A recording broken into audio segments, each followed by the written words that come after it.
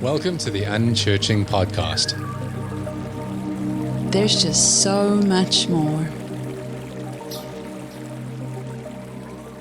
Hello and welcome back to the podcast. So glad you're here. You'll be relieved and happy to know that I am joined by Clint today and I'm not running solo this Are they week. relieved? I wonder. I hope I am relieved. I'm very relieved to not have to talk to myself for an hour. But That shouldn't be true. You did a fantastic job. I learned a lot. It was an incredibly good episode. If you haven't heard it, go back and listen. Rachelle did a solo episode last week. And I thought it was gold. I could listen to that a few times and use it as a guide to just keep me grounded. That's cool. It was hard. Super good. My brain didn't feel like it had any space to think much because the back and forth is so cool because I can absorb and think. And that I was just like, Okay. Let's move on. We don't need to tell everybody our secrets. Yes. Oh my gosh. This week, you guys, I'm sure from the title, you've already been like, what the heck? But I'm not sure we're ready for this one. This is going to be a big topic. And kind of the reason why we're on this topic this week is because, again, one of our lovely listeners, a different one this time, it's all been different listeners, he sent me a message. He's actually one of our friends from Australia, sent me a message just out of the blue saying, hey, I asked ChatGPT what the definition of a cult is and sent me all these cool things he had seen. And he was like, sound familiar? And I was like, dude, wait, is Christianity a cult? Is religion a cult? We've joked about it before, but I've never sat down to look at it and see what is this cultish behavior of humanity that we get sucked into in so many different forms, not just religion and Christianity. But I was like, this would be a cool topic to dive into. And so that's what we're going to do today. Yeah, absolutely. So thanks for the topic, Bradley.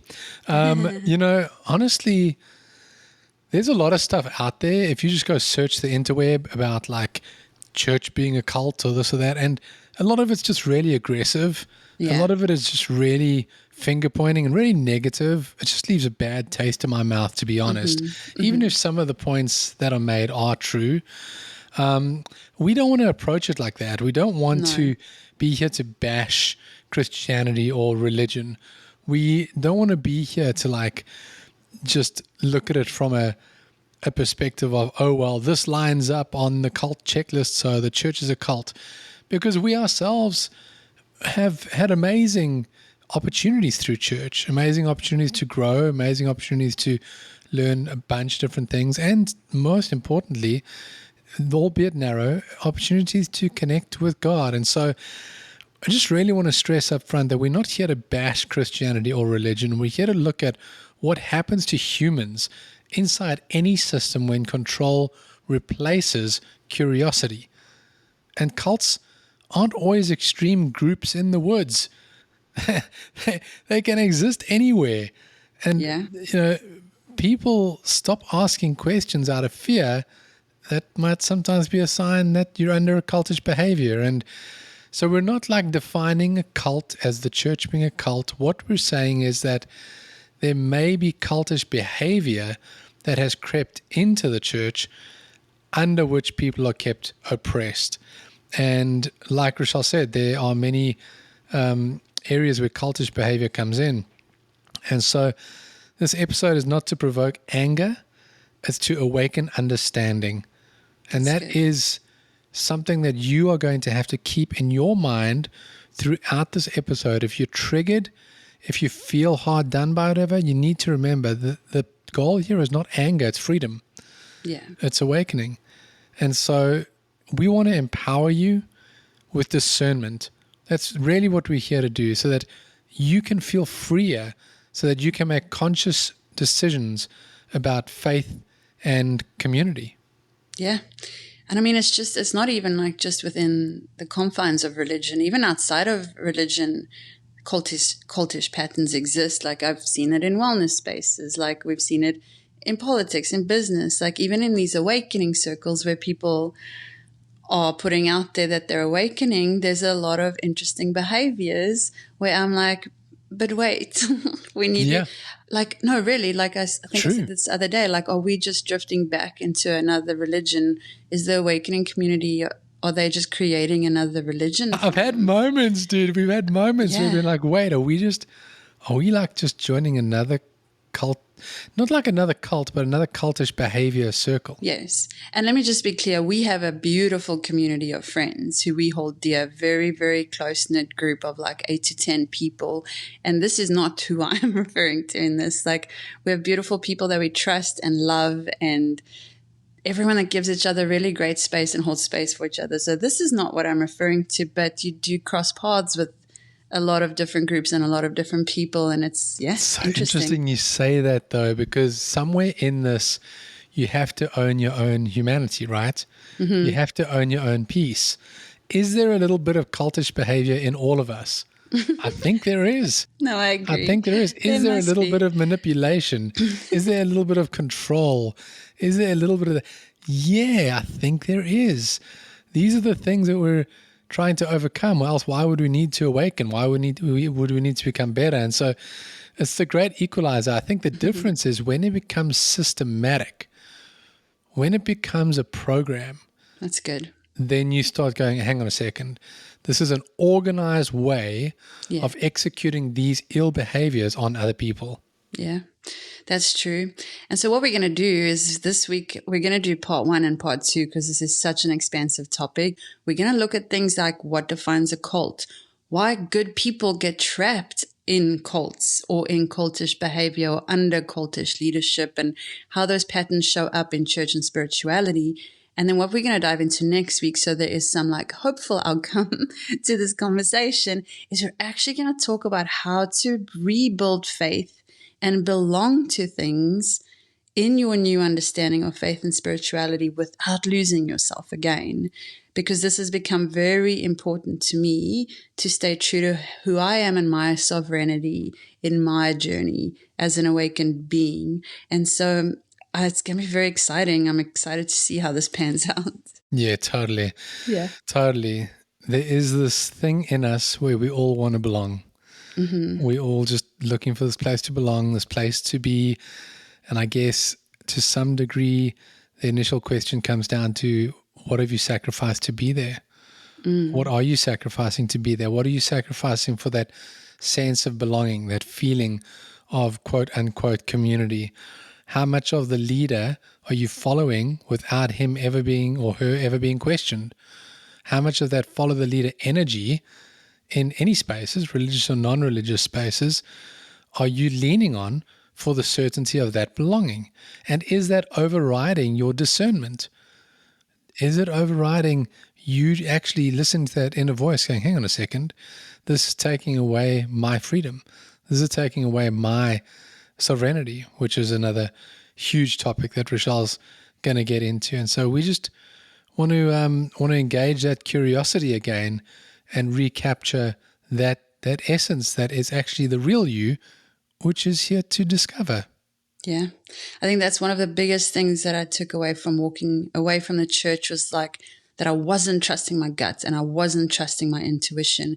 And it's one of the things that I now hold very like dearly. And I'm like, if I see myself drifting away again to like doing things for other reasons or other purposes, or because someone else has told me to do it, I very quickly become aware of it, because it's so like still at the surface for me of remembering like, wait, I let all of that go to follow something someone else told me to. And so, yes, it's that intuitive knowing your inner power, knowing that you are capable. We need community because everyone's a mirror to teach us, but in essence to teach us how to carry our own path, our own power, our own sovereignty, and our own, we all have our own purpose. We spoke about it in the purpose episode.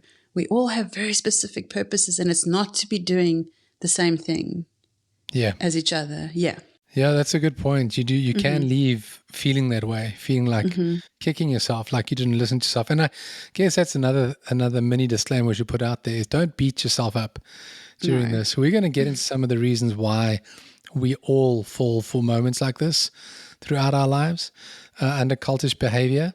And this just isn't about fear. You don't have to be concerned, fearful that you made mistakes or fearful that you'll make mistakes again. It's about learning to recognize the energy of that control, really. and remembering that awareness, not anger, is what frees us. So And good. so, when you look at a cult, just remember this: a cult isn't defined by its beliefs. There have been many cults that have had really good beliefs, That's true. started off on a really good path. It's not defined by its beliefs. It's defined by its behavior. I mean, literally, we live in Texas and we're not far from Waco. Like, we just go True. to Netflix and look at that. I mean, That was wild. were there good things about a community wanting to live by themselves, self-sustaining? And yeah, that's happening more and more nowadays. But it can slide, and slides based on its behavior, not on its beliefs. Yeah. So a cult is defined by its behavior. And control, even in the name of love, is still control. That's not wrong. Doesn't change that. That's so true. Well, I guess a good place to start is kind of defining what we mean when we say what is a cult, because I guess a simple way to define it would be that a cult is a group or system that's kind of built around control, fear, and I think unquestioned devotion is a big part of it as well. So it would usually be to a person, a belief, or organization, I guess, would be what it is. But I think the big part, especially to me personally, is more the unquestioned devotion that cults can be built around. And so I think some key markers of this could be like a leader or ideology that can't be questioned, the anointed man of God who... Oh, this is already going to start pushing my buttons. I can just see this. This is, you are the one who said gosh. not to get triggered by this, so you have to apply that to yourself as well, okay? I know I said it, but there's just memories that start flooding in. I know. There's nothing Memories we can start flooding do. in. We decided to talk about this, and now we're doing it, so you needed to control your behavior. Yeah, they hear from God and not you. Yeah. Do not touch the anointed. It's amazing because growing up, I grew up in a mega church, 30,000 people in South Africa. And I was involved everywhere in all of it. And I grew up there from primary school, going to primary school there, and then did Bible college there and was involved in, honestly, everything into adulthood. And I always remember like when the lead pastor would be like pulled up in the news about something or something he said or something he did or whatever, then the church was always on high defense. In every conversation with everybody inside or outside of the church, you're defending this guy. You're defending the belief. You're defending your brand of church. You're defending it. And there was a point in my life where I was just like, why? Why am I defending this so hard? Like, surely he is responsible for his own shit that he does, and surely the brand of church is not what we're trying to. Yeah, I mean, it was crazy. And you can defend your brand of denomination as well, like the Happy Clappy brand that was a part of the charismatic movement. It's like, oh my God, all the religious ones, like, oh no, you need holy. You can be defending these things for sure, because it's the ideology of the leader that is not to be questioned. But we don't question it. And that's the thing I look back on and go like, why did I not question this? I just defended. Because what is that? Is it an insecurity, I guess? Like, because if he's in bad standing, then I'm in bad standing. So it reflects badly on me. So it's the ego. You're protecting your own ego essentially by defending leaders that are untouchable but are doing awful things. Yeah. I think you also, you turn a blind eye to things and you keep protecting it because you want your sense of belonging. You don't want your world to crumble. Oh, you don't. And then you get this herd mentality, right? Everybody's protecting the leader. So it's not like you're asking a question of the leader. No. Just by bringing it up, you're getting eyeballs on you from everybody. You're right. And they're all going like, well, how dare you? How dare you question that, the man of God? I thought Jesus came to destroy the man of God thing. He did. Oh, okay, just checking. But that's going to be another topic for sure. Speaking about that. So another key marker here for what a cult is could be fear-based loyalty. This one you'll enjoy. If you leave, you'll lose God, community, or purpose. Like we've been asked, told that one recently. Why we've lost God in this process, and that is fear-based for sure. No one wants to lose God. And the community and the purpose. We've touched on all of those in previous episodes. The us versus them mentality, which is like like everyone on the outside is super dangerous and like can't be trusted. Can only trust those that are within this. And so if you question it, you're questioning the thing that keeps you safe. Again, fear. Yeah. And it's crazy. That's That's us versus their mentality. Like I think there was some of that around the world where we were, but never as strong as here in the United States. The division between like blue and red sports teams. Yeah, I see what you mean. Like you die on these like hills and mountains of like the choice you've made to like assimilate with. It's very prominent here. Even in like the dance industry that I'm a part of, like it's very hard for studios to get along because you're in competition and it's us or them. And, you know, it's a mentality I'm trying to break. But yeah, it's really hard. Yeah, I think foundationally, just to the faith, the theology is what sets the tone. True. If you're a Christian, you're in and you're saved. And if you're not a Christian, you're out and you're a sinner. It is the foundational us versus them mentality. Yes, that's crazy. Okay. I mean, these are all checking the boxes quite strongly for yes. What about control of thoughts and behavior?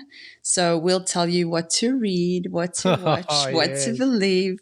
We've touched on this as well. Dang, I remember when we were watching Game of Thrones as Christians.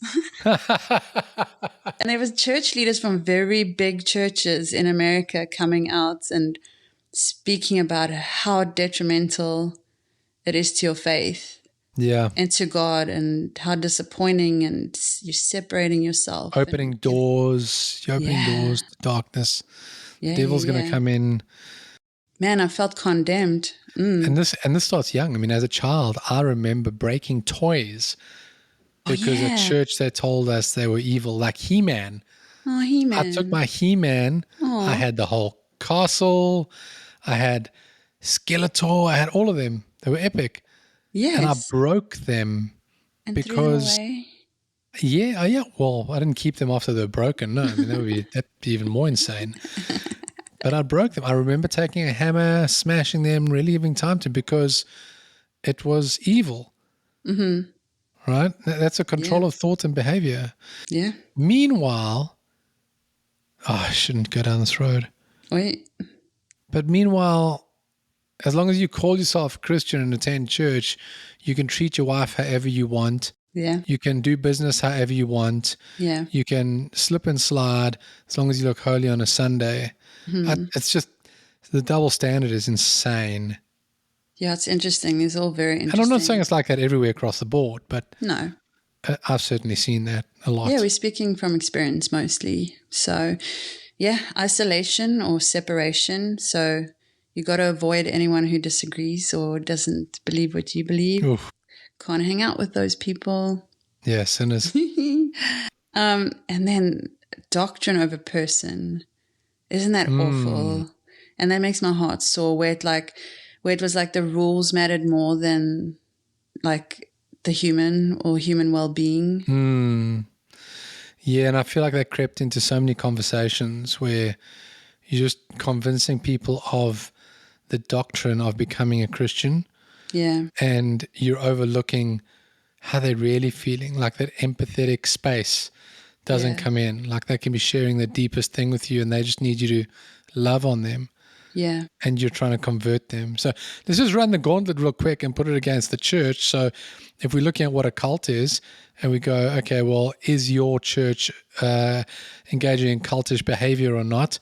Here's your 6 points. A leader ideology that can't be questioned. Fear-based loyalty. Us versus them mentality. Control of thought and behavior. Isolation or separation. Doctrine over person. See how many of those check off for you. Oh, man. 6 out brutal. of 6. Yeah, it is brutal. Man, Brutal. that's So, crazy. yeah. And like you said, I mean, these things exist not just in the church, but it's across politics and wellness and online movements and all those kinds of things. And that's why, again, it's not about what you believe. It's about what happens when your belief becomes more important than the actual believer. Whew. Yes. Not even, but it shouldn't even be about the believer. It's when your belief becomes more important than the human. Yeah. It is, True. because it should always be like human first, brothers first. Like, that's everyone. We are all sons and daughters, like under source, And so it's not even about that. It's about so much more. It's crazy. It's, yeah. Yeah. Yeah. The difference between community and cult is freedom. Yes. Yes. And that's where awakening really comes in, like rediscovering that freedom to question things. Yeah. That's what I loved about the episode that you did last week. Like the freedom to question things. Yeah. The freedom to not know. The freedom to Yes. leave. If you want to leave, can you leave? I mean, we've left churches. So you don't really have the freedom to leave, the freedom to question. You sacrifice community because of it. Yes, you do have the freedom in essence, but you don't feel free to leave. There isn't freedom. Yeah, the physical freedom, but the psychological freedom is not there. And to the extent of some cults, you really don't feel like you can leave. You might be under threat of life or true. death. Yeah, that's true. Yeah. Yeah, it's interesting. I still have moments where, even within like speaking to new people that I meet to like question or bring a viewpoint that I see differently, it's still hard for me to speak up about something, because there's still something in it where you don't want to be seen as almost not understanding it to the right level, because then is your level of awakening less than others because you don't understand something or you see a different viewpoint of something. It's tricky being human, man. Whether in whatever situation you're in, it's pretty tricky being human.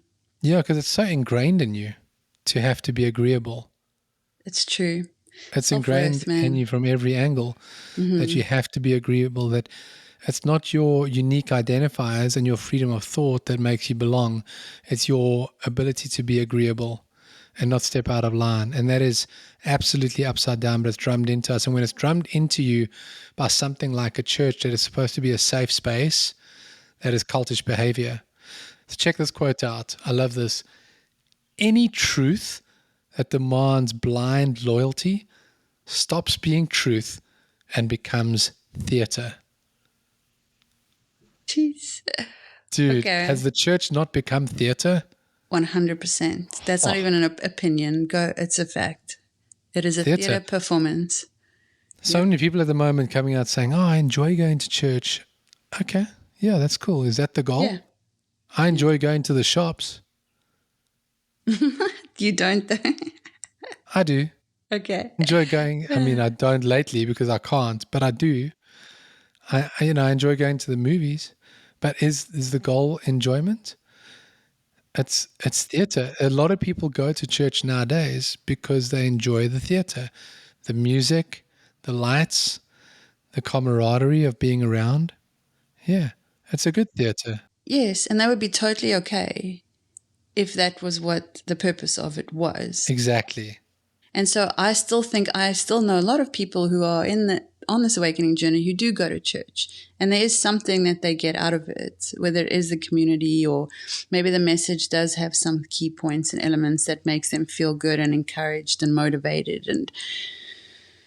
But for me, like, time is energy, money is energy, and being around in these environments, it's a lot of energetic transference that's going on. And so being aware of like where you're giving that energy to, it's just become very important to me. And so where I decide to put it, if it's not going to church on a Sunday, but someone else who's on their own journey goes for the theater and goes for worship. I've said this a few times that I'd love to still go to church maybe for the worship, but then I know a lot of the lyrics would drive me crazy now, because it's very, again, outward, very me, oh my God, come save me, like I'm a nothing without you kind of expressions, which I don't feel anymore.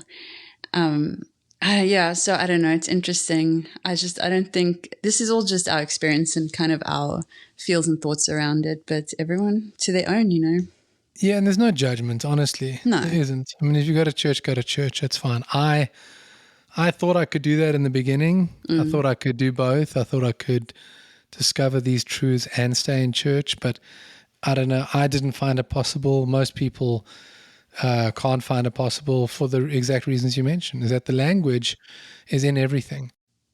Every song you sing is salvation, Jesus, save me. These are just not things that I believe anymore. And not that I don't just not believe them, but I believe them to be manipulative. And so it's very hard to sit there surrounded by people that you feel are stuck in the system. Yeah, no, it's true.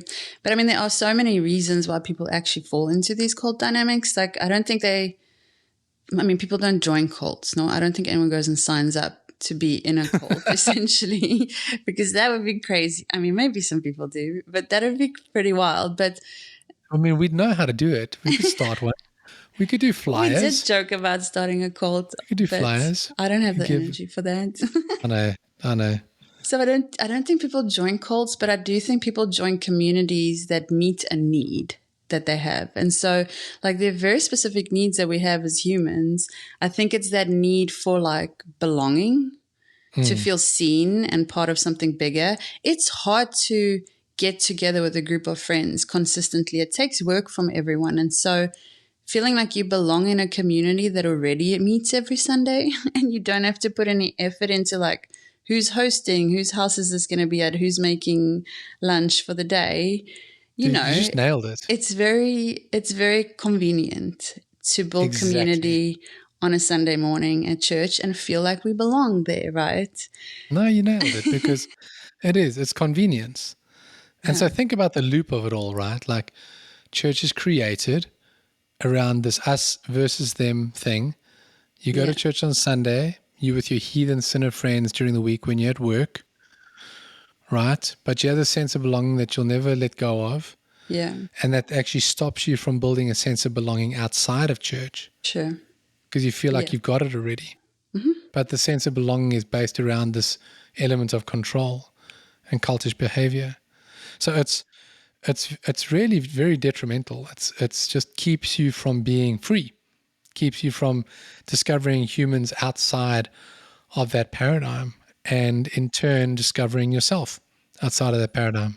Yeah, and true authentic community, because when you're building community outside of church, you're meeting people who are not the same as you. And so they're teaching things to you about you that you can never be taught in a environment that everyone is the same, if that makes sense. Yeah. Do you know what I mean? It's a collective, right? It's the collective of we're all learning the same thing. We're here with a purpose to learn this. Is that kind of what you're saying? Like Well, yes, that's another human need, is certainty, to have clear answers and directions, to be like, oh, I'm certain that we all believe the same thing and we're all going to the same place and everything is certain and kind of predetermined for me. So I really don't have any uncertainty here, so I feel safe. And then in that certainty and safeness, life has meaning, now I have purpose. Yeah. So essentially belonging, certainty, and purpose aren't the problem, because those are human needs. The problem is when a system uses those needs against you. So offering you belonging if you obey, or certainty if you stop questioning things, right? And then purpose if you stay small. And I know exactly what all of that means, because I've felt all of those things. Oh, this is such an interesting conversation. Yeah, again, and I mean, it's a good point to just remind you that we're not here to call anything. We're not here to call the church a cult, but holy shit, man, the shoe certainly seems to fit, and the sock seems to fit right along with it. It's pretty interesting, the behaviors. And we're not saying every church is like this. Obviously, there's some great churches out there. If church is your thing, and there's great communities out there and stuff. But surely if this is a human weakness to give ourselves to this form of control, we need to be aware of what those mechanisms are. And it is very structured. It has been developed over a very, very long period of time. When you talk about Constantine changing mystical Christianity to theology, you're essentially speaking about this. You're speaking about putting this system in place, Yeah, the wow. system of cultish behavior. Cultish is just a word. We don't even have to be hung up on the word. Could be whatever word we wanted to use at that time. There's other words in other languages. There's many words that are synonyms for cultish. But for all intents and purposes, that is the mechanism that started. A mechanism to control, a mechanism to make people stay in what you say they should stay in order to control what? Not belief, behavior. Yeah. So it becomes emotional. It's an emotional sense of control, which we see playing out in the church through praise of compliance. Like if you're a good Christian, or if you served on this team, or if you carry that ministry or whatever. But then there's equal the opposite. There's shame for dissent. Yeah. If you said this shouldn't be done this way, or you disagreed with, then you're in shame and you know it. You just need a look. You don't even need a formal letter, Yeah. which you might get actually, but you don't need that. And so that emotional control is something, and there's other controls as well that go along with it. I think the one thing that I always found was the control of information within like the services we had. It was like only approved voices are trusted. And I know I'll never forget, like a pastor's wife said to us the one day, because we weren't on leadership at the church, and said, how can we continue to allow Clint or you to use your voice if you're not officially on leadership?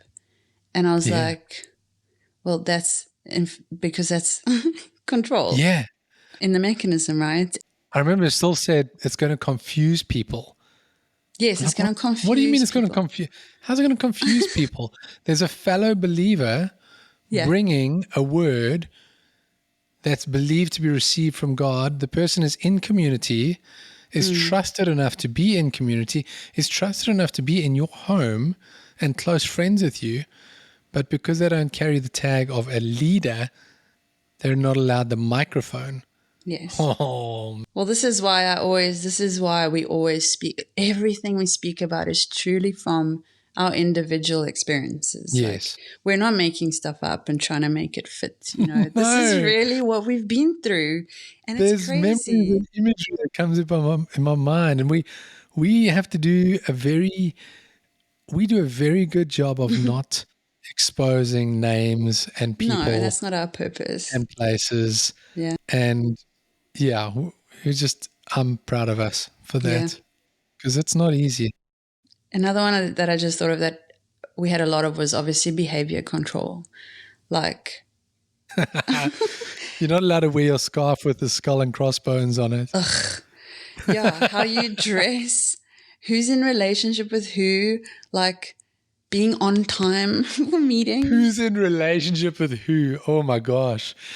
Yeah, that's wild. Let's get into the dating scene in churches. It's crazy. And there was behavior control. Who dates who? Yes, we had a very good friend who was an incredible worship leader, like phenomenal worship leader, and started dating a girl that was in the church. And I remember under scrutiny their whole relationship was. If they just glanced at each other, it was like, oh, they must be having sex now. So now we got to bring them in and chat about this. Like, are you guys having sex? How can you even have a relationship that way?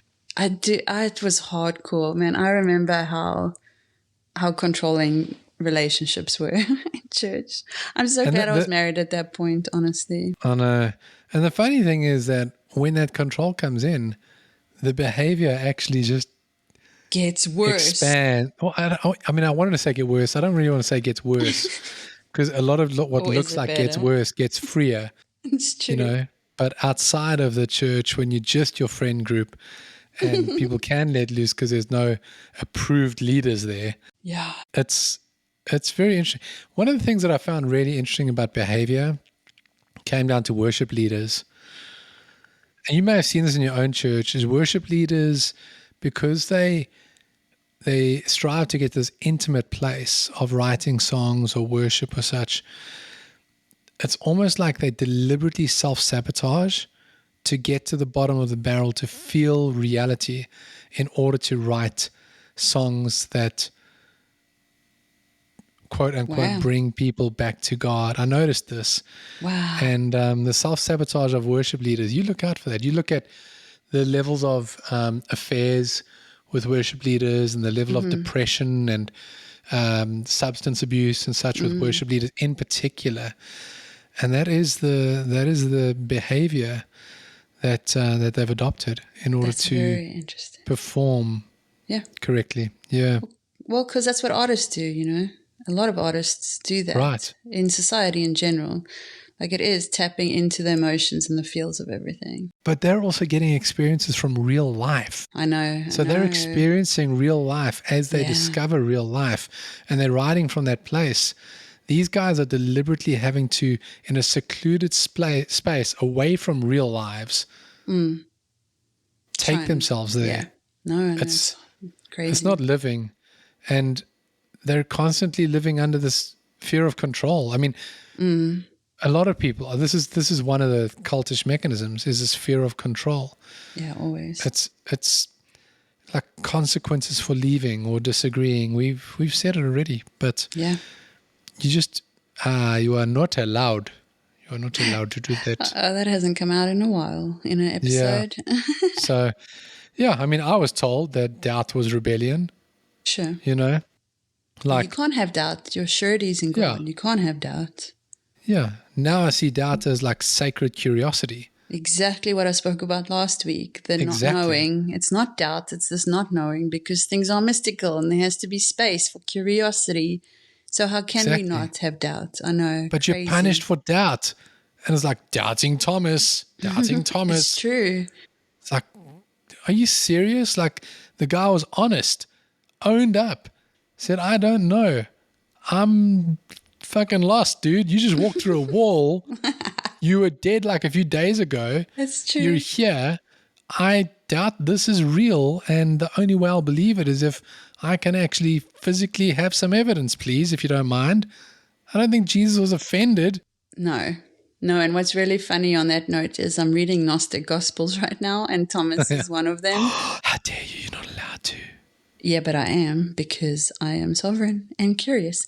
And so Thomas actually wrote pretty profound things. Like, I'm going through the Gospel of Thomas, and if you read read a paragraph of what he wrote, and then I like double it up with like ChatGPT diving deeper into what the real meaning of stuff was. I am very sorry, Thomas, that I just referred to you as doubting Thomas my whole entire journey. Like, this dude actually had some great insight into very mystical things that other people didn't even think about. So I don't think cults attract bad people, honestly. I don't think that's what the whole essence of this is. I just think that, and when we talk about cults, like even religion or getting into these situations, I just think it attracts people who are longing for belonging. Right. And that's where manipulation will begin, where that self-trust ends. And that's the problem. And we've always come into church communities in new countries because we had no one else. And so it was a great place of belonging for us. And I can see how that definitely happens 100%. Totally. And you can overlay that into politics. We upset a lot of people in the church, and we upset everybody that's a voting citizen now as well, because this country certainly does seem that way, and most countries do. You're red or you're blue, and for all intents and purposes, it has become quite cultish. You're relying on your elected leader to save you, to save the system, to save everything, and you do and defend whatever they say, whatever they do.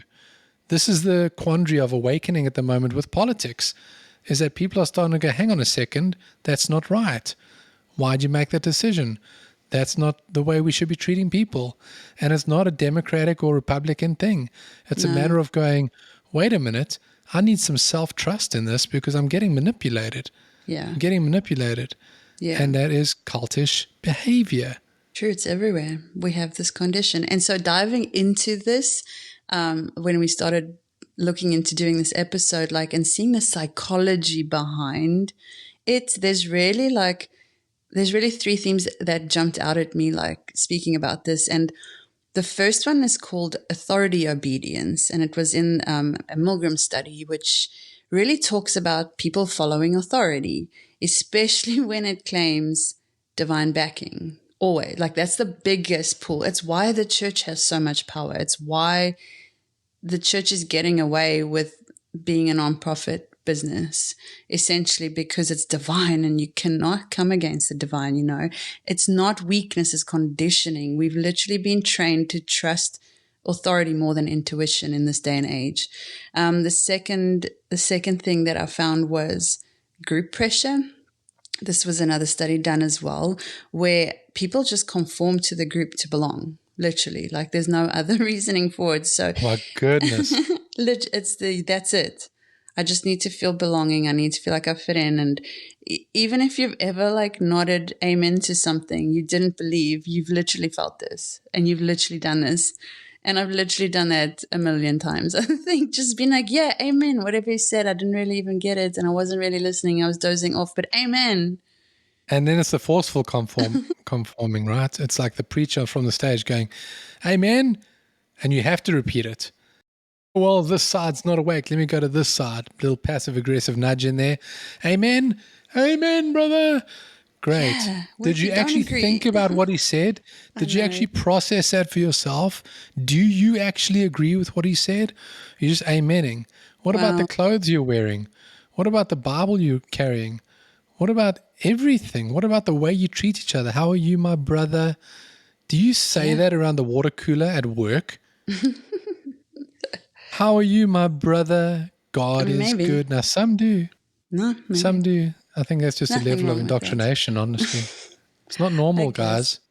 It's just not normal. I know, It's but not these are normal. literally behaviors that have been burnt into our psyche. It's psychological, like you say, yeah. over the time. And the other one that's really stood out is cognitive dissonance. And this is when belief clashes with reality. So we doubled down, I guess, instead of admitting we were wrong or we were misled. That's cognitive dissonance, right? And so this happens so much, especially in politics, I feel like. Like you can see the guy's not doing what he's supposed to be doing or what he said he was supposed to be doing. And so instead of going, oh my gosh, I was so misled in trusting this authority voice, no, we double down and go like, yes, go bomb all those children and people in a different country. Like, you know what I mean? Right. It's crazy. Right. It's why followers defend fallen leaders. This is why it happens, because it hurts too much to face betrayal. Oh, wow. The human psyche cannot face that level of betrayal.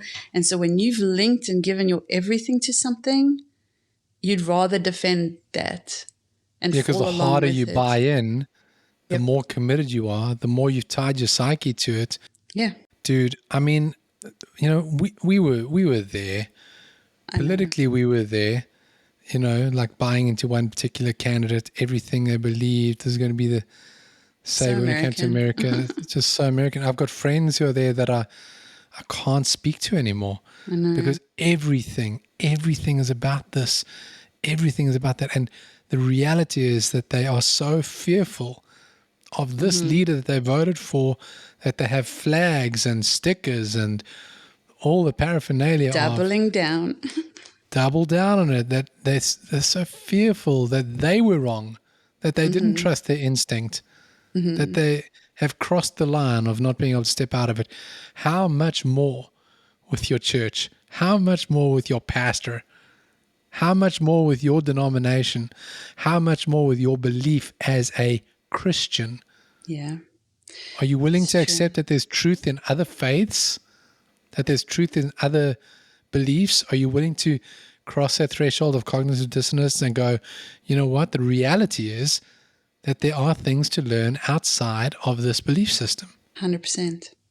It's one of my favorite things now is to say, oh, I was wrong. You know how freeing that is to be, even in like a conversation or a situation. I've been wrong a lot. Yeah, you have. Especially between the two of us. You're always wrong. I'm right. No, to say that you're wrong and not feel attached to the thing that you're like whatever defending or standing up to. It's just so freeing. For me in awakening, there's nothing I have to defend. I don't even have to defend myself because I get to do whatever the heck I want to do. Dude, And we say things that are wrong in every episode we do. One day we're going to grow. We're going to listen to some of the things that we've said in these episodes and go, oh, we were wrong about that. But we're growing. Maybe. Yeah. The question is, was our behavior wrong? Or was the belief wrong? Because the belief is open to shift, but the behavior is that our heart is here to bring freedom. That's beautiful. And I don't think I have a belief. I don't think I have a belief system. I literally believe everything right now. I believe everyone should listen to this podcast. So this is my deepest belief. But I do just want to say, like, you listen to these things and you see yourself in those scenarios, and it's easy to feel foolish about it all. It's easy to feel like you were tricked, or that you were fooled into following along, or that you were psychologically manipulated. And you know what? I hate to break it to you, but you were. It doesn't mean that it was necessarily deliberate. Like, I do have a lot of grace for leaders and preachers because I feel they are under the same manipulation. I always say this, it's thousands and thousands of years of very structured manipulation that we are facing. But it's easy to feel foolish, and you really don't have to feel foolish about it. This is what makes us human. This search for belonging, this search for wanting to have purpose. And it's a human thing. The fact that we're manipulated is just a human facet. You can't hold it against yourself. And so the same wiring that helps us survive can also keep us stuck in that space. So your wiring that helps you survive, where you want to be known, you want to belong, you want to be a part of something, you want to have purpose, is the same wiring that can keep you stuck when it's manipulated. Somebody pretending to give you this purpose, pretending to give you this belonging, or giving you it through incorrect means or incorrect behaviors. You know what the crazy thing about belonging is that just popped into my mind? This is the search for belonging, basically. All of this. Everything that we're speaking about today is basically a search for belonging. The insane thing is that you discover through the awakening journey, when you realize conscious unity, when you realize that everyone already belongs, when you realize that the mind of God is what created everything, and everyone and everything is within the mind of God. And so there's nothing that belongs outside of that. Not you, not your animals, not anything living and breathing in this world. If you understand unity consciousness, you understand that belonging is already of you, then this drive to belonging, all these little moments and little communities on this little planet called Earth, really doesn't become, it becomes smaller. And you realize that This is all just so much bigger because we are connected. I can connect with the homeless man on the street and understand and make him feel like he belongs because we are tethered to each other, because we are already one. So he belongs. He belongs in that conversation. He belongs by being seen. It's just the wrong way up. It's the separation identity that's been reinforced over and over and over again. If humans can just understand the essence of unity consciousness, and I had a beautiful kind of experience in meditation where I felt this unity consciousness. I asked Holy Spirit to tell me something that I didn't know, so that I love testing Holy Spirit as well. I was like, tell me something I don't know, or show me something I haven't seen, so that I know I'm on the right track and in this relationship that we're going somewhere, that what I'm doing is on the right track, and I really got the sense of, it was actually to do with your suffering. The word or the sentence that dropped into my heart was something along the lines of, like, it was around Clint's suffering, but it's not Clint's suffering. Clint's suffering is your suffering. Your suffering is Clint's suffering. Clint's suffering is everyone's suffering. And so it's this, wow. Yes, I know, like that you're not just going through what you're going through for you. You are awakening through suffering, which is actually bringing consciousness to everyone and everything around you because we're all connected. You overcoming what you're overcoming is basically the overcoming of everyone, because we are of one mind and we are of one thread. And so it's harder to explain than to see, but when you've seen unity consciousness, you can never ever feel like you don't belong anywhere. Yeah. Wow, that's beautiful. That is beautiful. That is actually it's worth meditating on, the collective consciousness and how you do belong. Mm-hmm. You do belong. And that's why, just to add on to that, I think it's what I'm understanding from what you're saying, what I'm taking from it is, even if I was manipulated in the past, and even if those communities proved not to be real or not to be authentic, and even if I believed in and acted out behaviors that were from cultish influence and were cultish in my own behaviors, I can understand that as I have grown and as I continue to grow, my understanding evolves, and that evolves into understanding that I always belonged. I just didn't belong where I thought I belonged. But I have always belonged and I still belong. And that's a beautiful thing. It is a beautiful thing. I think what's fair to do, though, we have spoken a lot about the church and such, and obviously unchurching, but unchurching is not really about church, it's about awakening. And so I think we should also just look at cult-like patterns that are in awakening, because, you know, as we've journeyed, this is like you mentioned it earlier, it's like you do see these things pop up in awakening circles as well. And you do need to be aware of it. It's a horrible feeling when you're faced with it at some point, and you will be at some point in your awakening where you're like, wait, this just triggers me like I was triggered before. This just feels like the same behavior. And so these are some things that you should maybe be aware of in the awakening circle as well. And some awakening people might be upset by these, but if we're honest with ourselves and we realize that we are ever growing on this journey, there should always be space for our egos to be adjusted. For sure. And it's hard. It's a hard line to walk, because whether it's you seeing stuff because of your past experiences in a bad way, like where you're oversensitive to these things and it might not be the same thing, or if you kind of blessed to have these lenses on and perspective where you can gauge these things and not fall back into them. Like there's a very fine line between those two things. And so these are not either or of those, the side of the line, but they are worth mentioning just because, yeah, for sure, we've seen it. And it's, I don't know, things like only I have the knowledge or the codes or the downloads. Yes. I think there are helpful things that can help us in this process. But I have also realized how much the divine is interested in teaching you yourself. Yes. In your own experiences.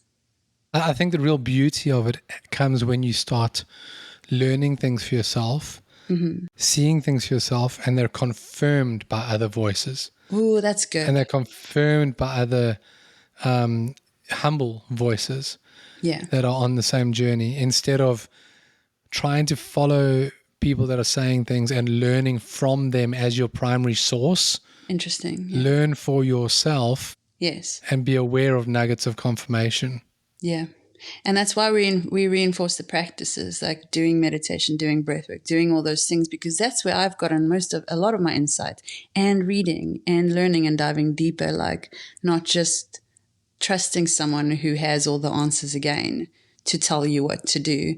And so even things like in those circles, like disagreeing with these awakened teachers or people, somehow, I don't know, but there is this spiritual hierarchy that happens even in the waking movements, you know. And if you disagree with someone, well, you've just started on this journey, so you must not be as spiritually evolved. Where you're like, what is that journey? Because what if I started this journey of evolution of my spirit 3 lifetimes ago, and you only know a version of me from this lifetime, that Right. doing this part of the journey, how can we ever know where anyone is on their spiritual Also, you don't know that journey? person's life before you've gotten to know them now. That person doesn't even know who they are. They're discovering as they go. They're just awakening. Yeah. So it's really interesting. There is sort of a judgmental type side to it. And it's It like could be. this look down of like, oh, okay, so my question then is, are you perfect? You're not growing anymore? Like if I disagree with something you're saying, there's nothing for you to learn in it? Or that's a cultish behavior. Yeah. That's a cultish hierarchy. That is 100%. Yeah. Another thing that I see a lot of as well, I don't know, it's a lot of us on social media. Maybe it's just because I'm seeing all this stuff now, but the giving some kind of information. And if you want this next level of consciousness upgrade, pay Yes. $35 and I'll send you my PDF download. Like, what the whole point for me of moving from religion to consciousness was the fact that now you get to help people because of your experiences and what you've overcome and been through in life. And so the more open-handed you are, the more you're going to receive, right? And so the church used to do this too. Like, if you want to be more prophetic, or if you want to walk more in this, there will be a conference on the weekend, pay $150 and you can come and learn how to do it. Right? So for the next Hallelujah. level, you have to pay for the upgrade. It happens everywhere. That's right. I mean, at conferences, you even have upgrades. Yeah, I think it's worth mentioning, like, I do think that trauma needs to be dealt with. I agree. I know that for a fact. And I think that there's a lot of this that we've spoken about today where there's a lot of trauma that people should deal with. You And should speak deal to with the someone trauma about. of being manipulated like that. Yeah. And you should find a source. Such. I get what you're saying about the course. It just seems like everybody has a course to sell at the moment. I And do. I'm about to create a course as well, for deconstructing religion and finding your way, because I think it'll help people. I think the intent is very important to notice though. Yeah. If the intent is somebody selling you a course because they're selling courses, your question is, are they selling it to me to get my money and to build their empire? Or are they selling it to me to help me? Yes. Because these things should be created to help people. That should be the primary driving focus, is to help people. But if somebody's selling you the next level of consciousness, the fuck out of here. What are you talking about? What are you talking about? Not only can you not buy the next level of consciousness, you have to suffer to it, but also, who cares? Yeah. Who cares? This is not a pursuit of the next level of consciousness. We're not playing freaking Mario Brothers here, guys. It's just be present and you'll have enough for the rest of your lifetime. Learn how to be present. That's enough. That's enough consciousness. You do not need to do more or be more. That is behavioral manipulation, which is cultish behavior. True. Wherever you are right now is exactly where you need to be. There shouldn't be a level. We shouldn't be holding each other to comparison in like whether our consciousness needs an upgrade or not. Let your journey flow. Yeah. Yeah, that's amazing. Yeah, and the trigger thing as well, it's so interesting because it's a dichotomy for me too. Like, triggers help me recognize things, but then there's this whole thing as well that if you get triggered, then you're not healed enough, which means you're not spiritual enough, which means you're not awakened enough, right? But I hate this bullshit. I hate this one. I just hate this one. I'm sorry. How can you possibly know what somebody else has worked through? I know. This is the problem I had in church as well.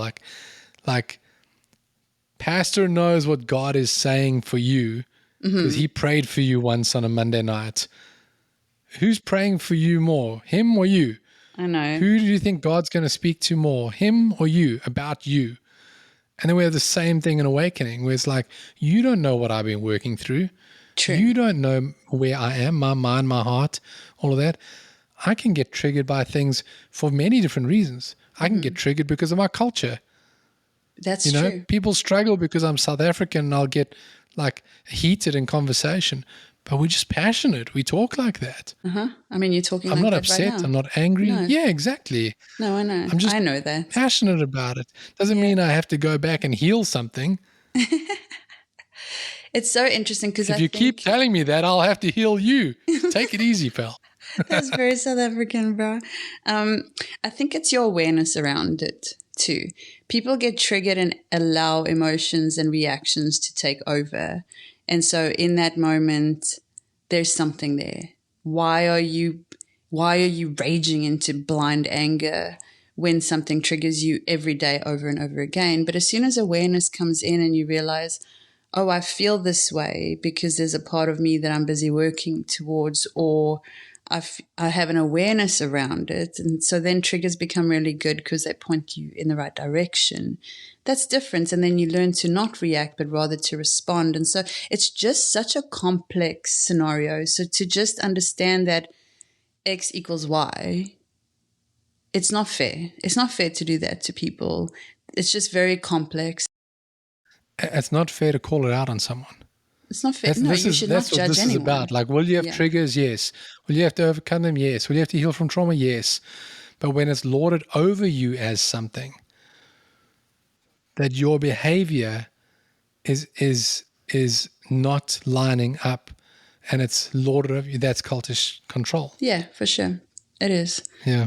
Yeah, that's so interesting. So, well, there we go. It's all the stuff in all the places, and it's just same, different language, same dynamics, both discourage critical thought, both shame curiosity, both center control. And so to be aware of it, that it is a condition of humanity, this behavior, no matter where you are. I think, again, awareness is just really great to have when you're moving through this journey of life. Yeah, it doesn't matter if it's a pastor or a guru. Once your questioning becomes a rebellion, then you're not in community anymore. You're in captivity. Yeah. And you can't live in captivity. You can't grow in captivity. It's like not all control looks like chains. You can't identify control up front all the time. Often control looks like certainty. That's it's like, true. we're sure about this and I belong here. And it can look like that. And so you really have to just discern it. It's not always obvious. And so you got to keep your curiosity. Your curiosity has to be free. And, your curiosity is how you end up loving yourself, loving others, loving God with your mind. Not just something floofy, not just feels, floofy, but actually a decisive, I've processed this through my curiosity. I'm free to process this. I'm not under control. Yeah. Curiosity is a beautiful thing. It did not kill the cat. It did not kill the cat. That was a lie. Why is that even a saying? Can we chuck that one out, diminish it, exit out of our dictionary and vocab? Oh my gosh, yes. Exactly. I think just to put a little reminder in here, this has sounded like a lot of not negative information, but kind of again, this is a lot to take in. Next week, we are going into a lot of the healing side of this and the positives of moving from where we are this week into something we're doing next week. And so in knowing this and feeling okay, we're not going to sit here forever, I want you to just pause and ask yourself right now, because self-reflection is so good in this process before we move into the healing and stuff. From this, do you feel free to question or walk away from what you're part of? That's a great reflective exercise, no matter where you are, what community you're part of. Do you have peace or fear when you think about leaving certain scenarios? This goes with relationships too, Do you still feel connected to yourself in the group that you're a part of or the community you're a part of? Or are you losing your voice? That's a great question to ask yourself. And does your belonging to whatever it is require conformity? Or is it purely built on honesty? And I think just understanding that awakening really does begin when we realize the difference between belonging to love or belonging to control. And so this is a good moment to just pause and reflect and ask yourself some really key questions depending on where you are right now. Yeah, and if you recognize yourself in any of this, which I'm sure you do, else you probably wouldn't be here, it doesn't mean you failed. So I'll say it again. It doesn't mean you failed. It means that you're waking up. You're seeing it for the first time for what it really is. And that's a good thing. And you can celebrate that. You don't have to feel downtrodden by it or manipulated by it. Yeah. This is how freedom comes. And It's a process, for sure. So yeah. Yeah. Next week's going to be huge as well.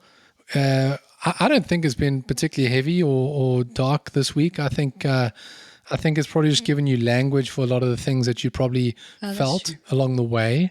Yeah. And so language is helpful. It's curiosity. It helps you grow and be free.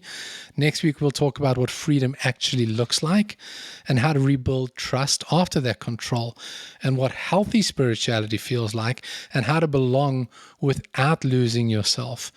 And so it is a two-part. Next week's going to give you a whole bunch of answers.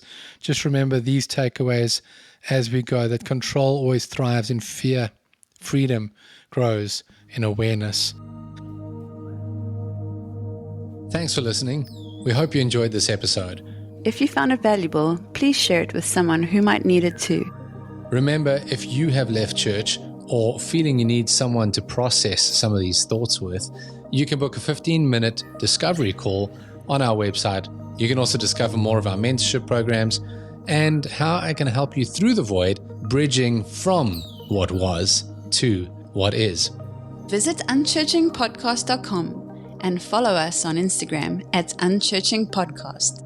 Till next time. Cheers. Ciao. Goodbye.